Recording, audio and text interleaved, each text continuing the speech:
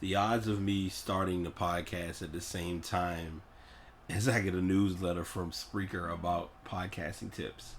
What's good, y'all? It's BT back doing yet another podcast. Decided to do things a little different today. I've been contemplating on how to do this, and also, I'm not gonna lie, I looked at some of the sports stories this week, and I really didn't have anything that was like, ooh, this is something that I would love to talk about. It's something that I think my listeners would really enjoy listening to.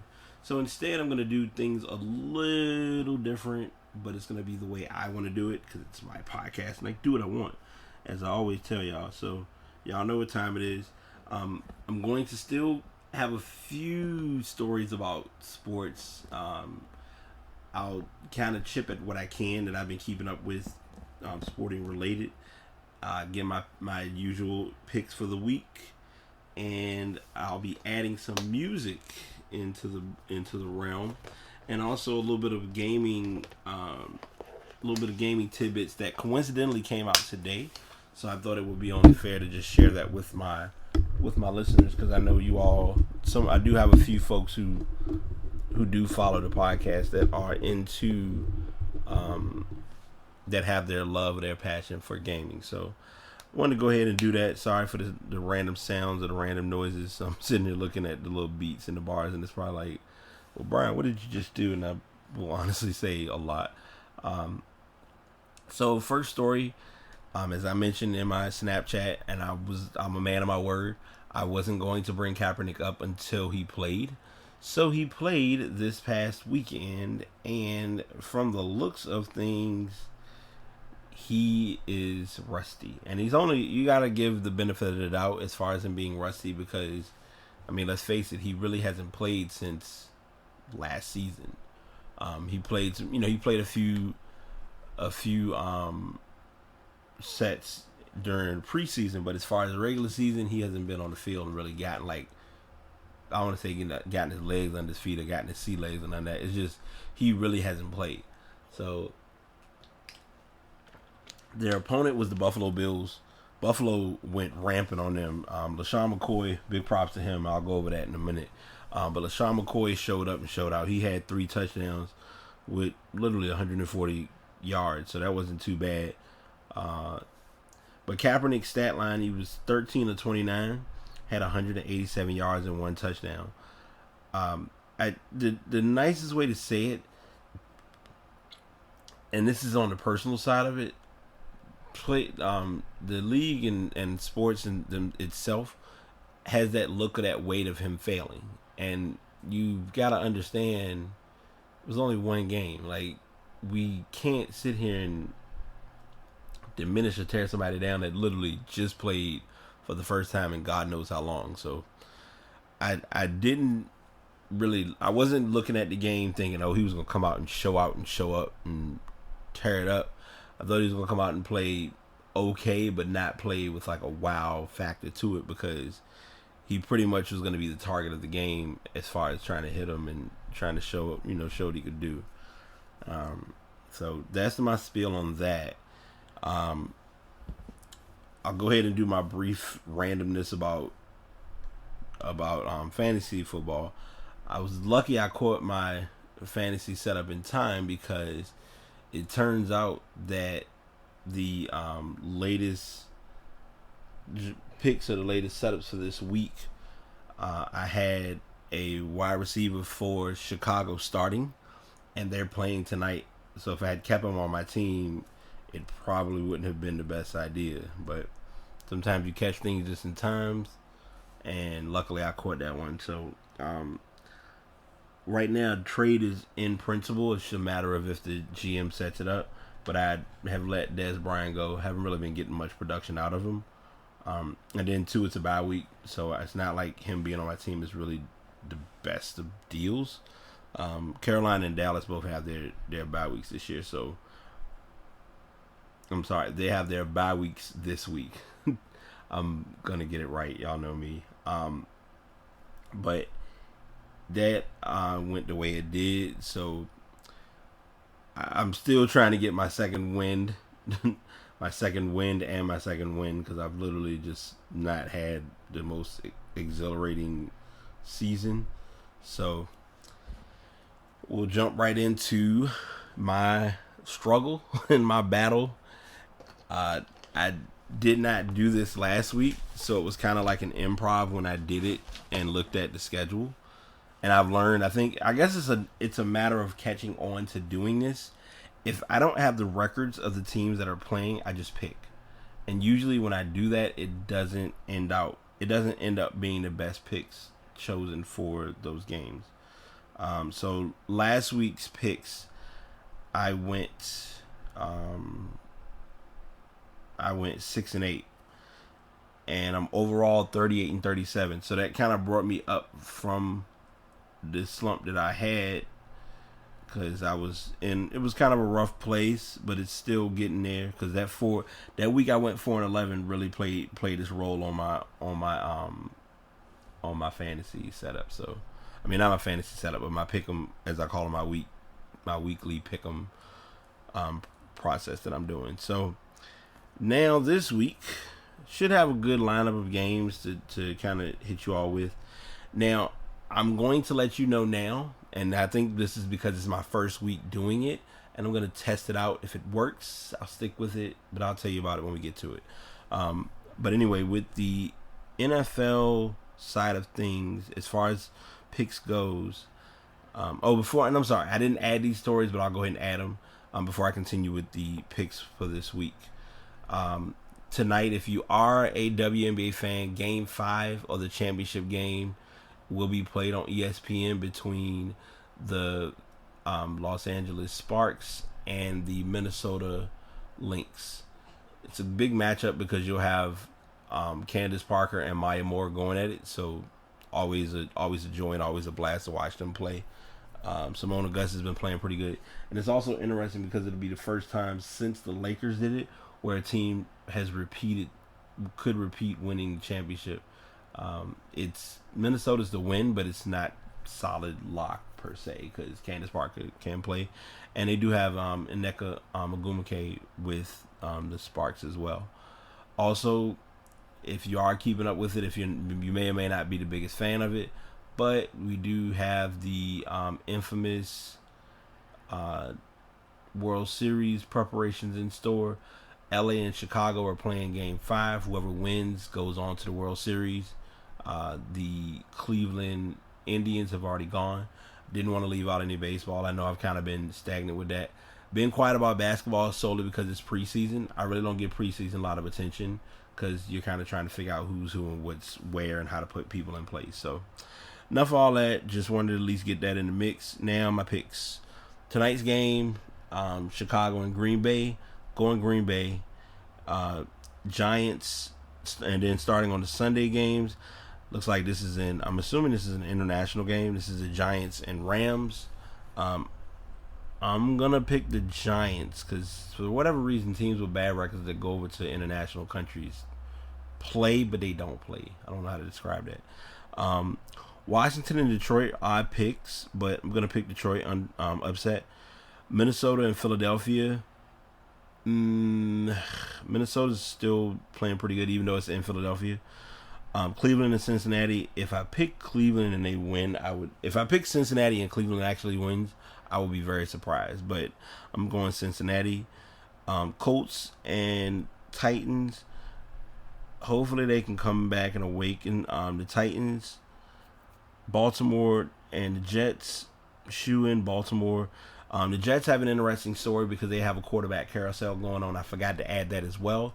It looks like it's been confirmed that Fitzpatrick is getting to sit and Geno Smith will be getting to start. So that should be very compelling story to keep up with since we haven't heard about Geno Smith since last year. And Fitzpatrick was the guy because they gave him the contract. So look forward to how that all plays out.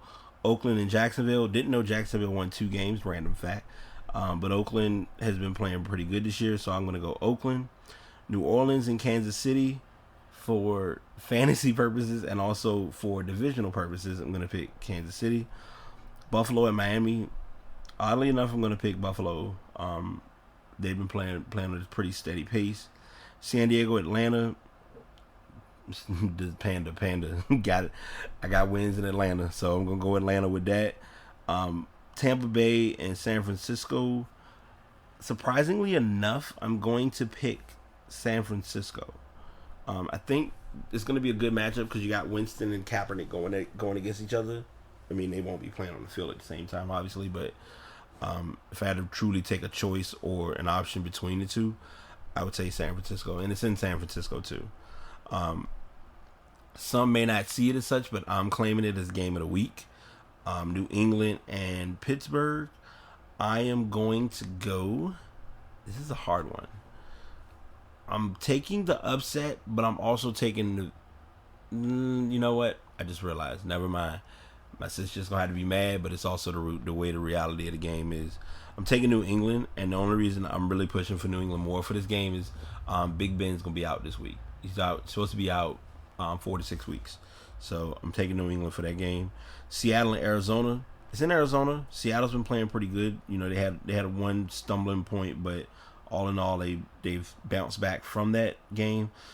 But I'll pick Seattle. And strangest game out of all of them, I would have to say Monday night game, Houston and Denver. If I really had to take a choice and really go for a team right offhand, the obvious would be Denver. But I've seen Houston just ruin me on a lot of games. So this is the week that I'm going to go ahead and stick to my guns and actually do the unthinkable by picking Houston. So if Houston lets me down this week, then it'll be confirmed. I'm going to pick against them every time they play, just because I can. So I'm going to get all those plugged and pushed and promoted and shared, and that'll be in the blog for this week. And I have to get last week's blog up because I've literally been just ripping and running. So those are all my sports topics. Like I said, I'm doing it a little different, and I'm going to kind of be a little improv. I'm going to get feedback, and I want input from people on this. If you are following the podcast either through iTunes or through Spreaker, or if you follow my like page on Facebook or you're on Instagram, if you go back and you look at the image, I'm kind of going to be using the images as a foundation of what I'm going to be talking about. So the first topic I'm going to go ahead and get gaming out of the way because I think the album itself might take up the most time, which is not a bad thing. But the Nintendo made their announcement today about their newest console coming out called the Nintendo Switch. It was initially looked at as the NX or something of that sort, but it is known as the Nintendo Switch. They did a bit of a brief overview or a talking of how it works, how it's played, how games are implemented, how you pretty much can play on the fly. It has a docking station where the docking station stays connected to your, you have the docking station connected to your TV. Sorry, I left for a second. But it's connected to your TV, and you just take the screen, plug it into there, play your games through your television, and it has a controller for that. The initial controller that's made to connect to the screen that you hook into the dock is set up so that it has both sides of it they slide off, and they kind of double where you can keep it on the controller and it's a full controller to play in general, or they can be slid off and it turns into a retro controller where it has the joystick on the left and the buttons on the right. So you would look at it and say, okay, it doesn't look like it can do it, but it's actually a logical idea solely because the buttons are opposite of each other. One of the streamers I watched, the Great GQ, low-key plug, he mentioned that in his stream, and it's actually a valid point. Console fanboys are going to battle because they're going to look at it as, well, it's not the PlayStation 4, it's not the PlayStation 4K, it's not the Scorpio for the Xbox One, but it's what Nintendo has, number one, and number two, it actually can work depending on how games are developed or created for it. So I'm looking forward to everything that's in store with that system itself. Me being not a personal owner of like many Nintendo consoles, because the last system I got from them was the Wii U. I'm sorry, not the Wii U, the original Wii. I didn't buy the Wii U. I was in between about buying it, and then I realized if I bought it, I wouldn't play that many games on it because I'm usually playing most of the time on my Xbox One. And don't have this topic is not listed on my screen, but on my in my information that I shared with everyone. But I did purchase Gears of War 4. How do I like it? I don't know, because it's still in wrapper, because I've challenged myself to do better, to be better, and to go for better. And part of doing that is that I can't play it until the proper time. So when you do things and you make choices, you got to live with them. So I'm going to stick to my guns and doing what I'm doing. And I think it'll all be worth it in the long haul. So I'm going to I can't really give you much of a review on it. I've played FIFA 17 a little bit, been enjoying it. NBA 2K has consumed my time. I need to get into a little bit more of my career. Haven't played it enough. My guy's been able to score, but he hasn't been able to score, if that makes any kind of sense. So I got that going on. Right now, I kind of got I guess I can call it my Fab 5 of games. And this is just, like I said, gaming, improv, random, different, but my personal output. But I have literally gotten my 5 games that have kind of been my go-to is Halo 5, Grand Theft Auto 5, NBA 2K17, FIFA 17, and once I crack it open, Gears of War 4. I will be rotating through those games, and I still have Rocket League. And my next game that I'm probably going to get, which won't be for probably almost another year. I mean, I probably will get games in between that time. It all depends, but I've been keeping a close eye, and they made it. It was kind of like today was like a release date, because it was like promotionals across the board, because they happened to mention information about Nintendo, and in the midst of me looking at that, I happened to see, oh, well, it looks like Rockstar has their announcement coming up. So Rockstar has announced that they're doing a Red Dead Redemption 2. So I've seen it around where it's been mentioned as Red Dead 2. Some have called it Red Dead Redemption 2, but overall, Red Dead is making a comeback. It'll be released in the fall of next year. They showed their trailer.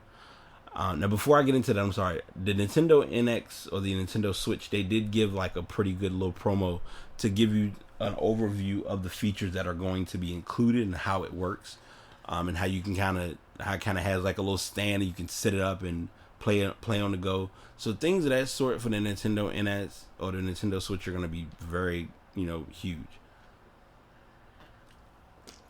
Red Dead Redemption gets the award for being the biggest tease in console/gaming history. And here's why. They released a video, which was by far an exceptional video. But as the video played, all I thought in my head was, this can't be everything that they go show you. And I mean, it was a very, I won't say generic. It was a very condensed video, because it really didn't show you much of what to expect in the game. They just gave you kind of the visuals. If you go back a while back, and the NBA doesn't do it as often anymore, but at one time they would show during the finals the preview trailer for NBA 2K. They still do it year after year, but there was one time when they did it and you saw the trailer and you were like, okay, you didn't show us anything. All you showed was somebody walking out and saying, get ready. And it's like, what? Wait, there's no gameplay, there's no footage, there's no story, nothing. You just dangle and just leave us out there hoping we'll figure it out. But Rockstar did the same thing. And if you keep IGN mentioned this, and yes, I'm doing social plugs because I can and because it's true. Because it's things that I thought of but really didn't look at.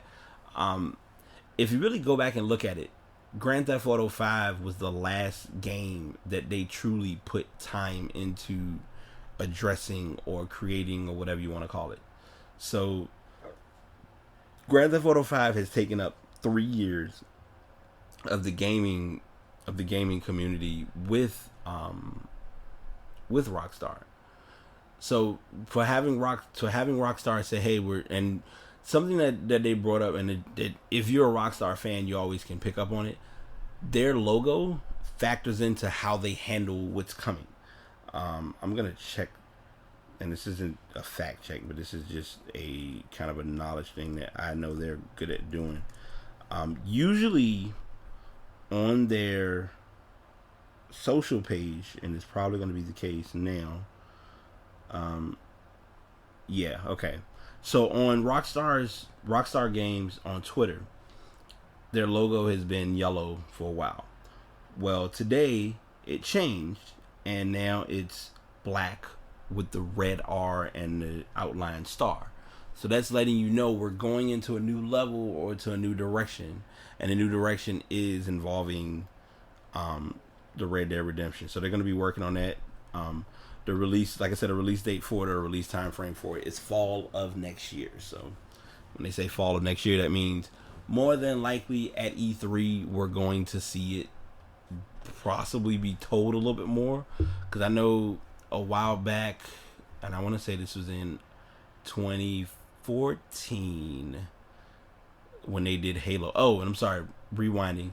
Another game that I'm going to start getting back to playing because I love playing it and I need to really give it more time because I just get frustrated when I play is Halo Master Chief Collection, because it's a pretty awesome game because you took all of the old Halos and put it in one game. So I mean, come on, who doesn't love that? But anywho, the Red Dead Redemption, when they going back to Halo, the reason I brought up Halo, back when Halo came out, when the Master Chief game came out, they gave you like a teaser about it and giving you information saying, hey, it's coming, and then a few months later it was eventually released. Same will apply with Rockstar's game for Red Dead Redemption. Red Dead Redemption will certainly have a true return of gamers, because Red Dead Redemption is a very underrated community. That's the simplest yet nicest way for me to say it. And those who really know or understand gaming can tell you how serious that is. So I just want to at least get that part out there and address that before going any further. But those are my two stories I had on gaming. If you have more ideas or suggestions on gaming topics you would like me to address, I wouldn't mind. I don't mind doing them. Just present them, give me some information. I'll read on it, add my 2 cents to it. Hey, you might even be a person I could get on the show. So that's all down the line and all plans that I want to have happen as time progresses with this podcast. But anyway, I've done all those topics, enjoyed all of that. Now, I guess you could say the meat and potatoes of my podcast that I really want to talk about. A seat at the throne, or a seat at the table. I just ruined that all together. A seat at the table. So Solange brought out an album called A Seat at the Table. And when I say I don't listen to a lot of albums from start to finish, this album truly has gotten my attention where I will listen to the full album and actually enjoy it. She took music to a point that a lot of people forgot. And that point, believe it or not, is the mere fact that, hey, there was a time when you would put interludes and have stories being told in an album. And that what makes it big for me. So before I continue, I'm gonna tell you, I'm doing somewhat of a verbal version of what my friend did on her blog. I call it Loop That Bitch Sasha Thump. That's my sis.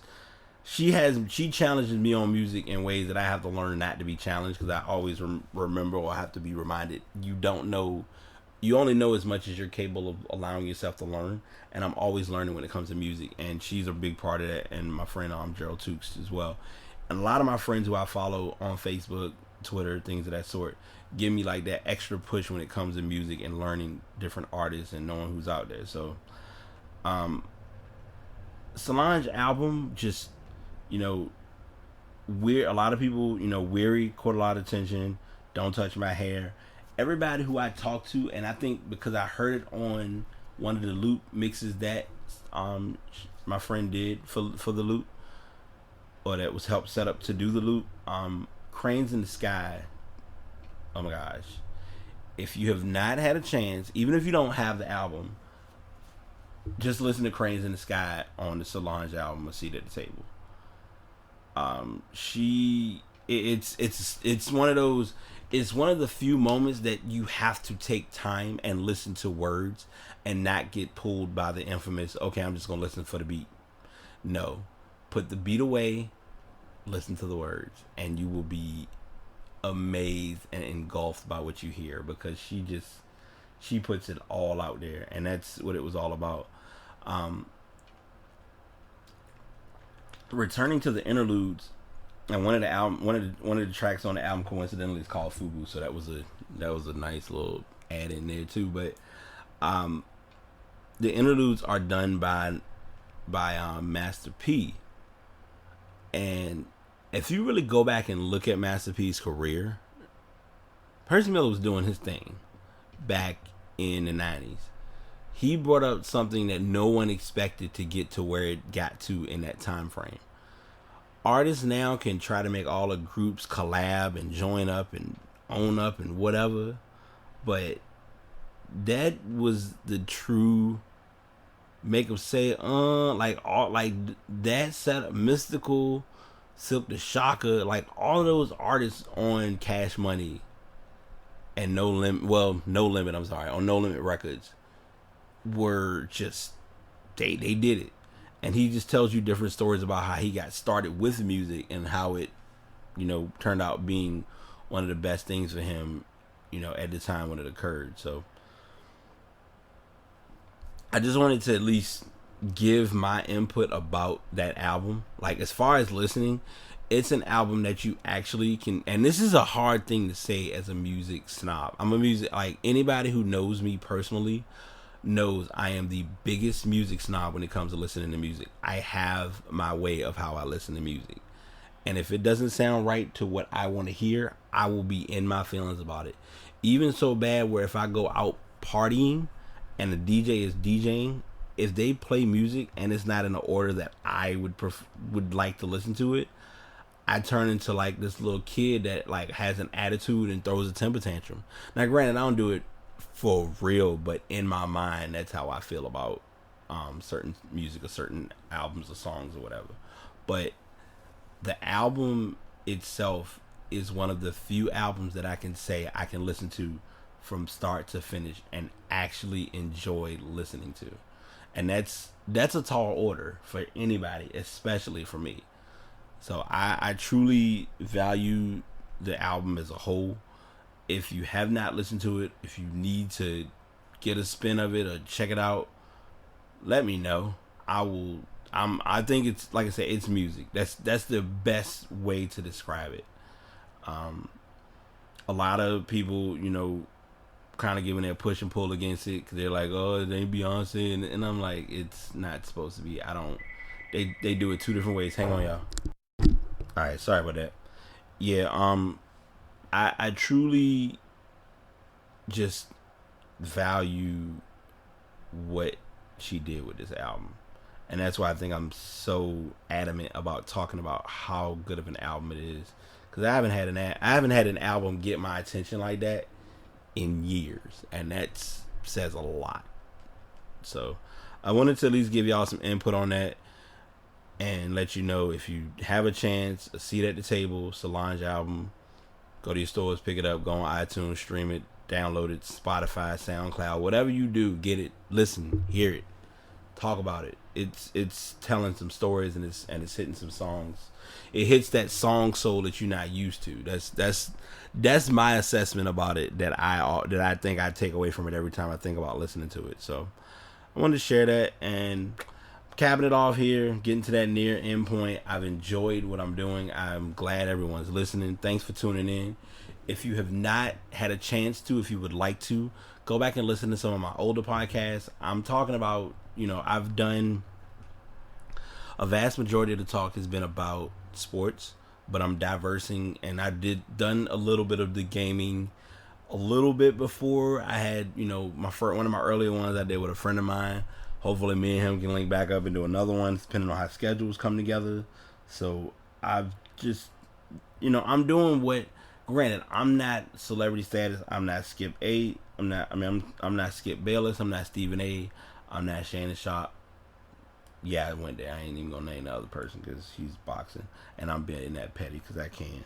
But it's a flair, and it's a style. That's all, all the sports guys, but the main sports guys that you hear a lot of people do during the daytime talk Dan Patrick. You know, they do it. That's they livelihood. That's their livelihood. That's their bread and butter. That's how they eat, live, and sleep. So for them, it's a work. For me, it's the same. I just come at it from a different angle because I'm just an everyday John. I'm just an everyday John Doe, picking up and learning about sports and talking about it. But hopefully, the gaming scene and the music scene, I'll find more stories to blend in. What I'm thinking of planning on doing soon is listening to Eric Benet's album. I'm not sure if it's new or if it's an older album, but I want to give it a spin and see what it's all about. But I am glad you all have tuned in. I'm going to end it here. If you are not already following me on Twitter or on Instagram, I am under Brate Podcast. If you want to know about information related to the podcast, I do post it on Brate82. And I am pushing now finally to get back to posting these on YouTube. I may soon be doing live vlogs related to sports and to my podcast. I can't say yet. But I'm going to be working to use social media to its full potential. So I hope you all have a good day. Everyone be blessed, stay positive, and until next time, BT signing out. Peace.